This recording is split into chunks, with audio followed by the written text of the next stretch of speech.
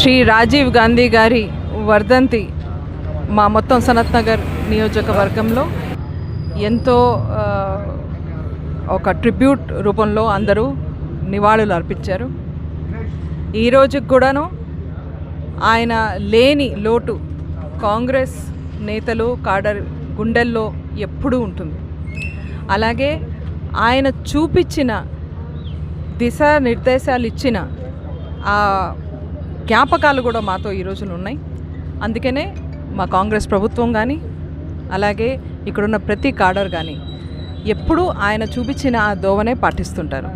ఈరోజు ఒక బంగారు భవిష్యత్తు వైపు మన భారతదేశం పోతుంది అంటే అది రాజీవ్ గాంధీ గారి ఆ దర్శనం మూలంగానే, ఆ ఆలోచన మూలంగానే.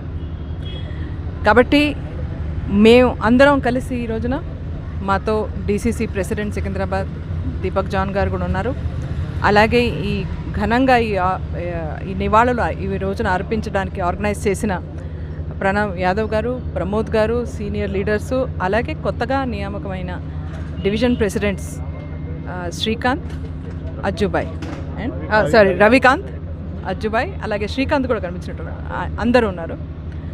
కలిసి చేసిన ఈ ప్రోగ్రామ్కి అందరికీ ధన్యవాదములు.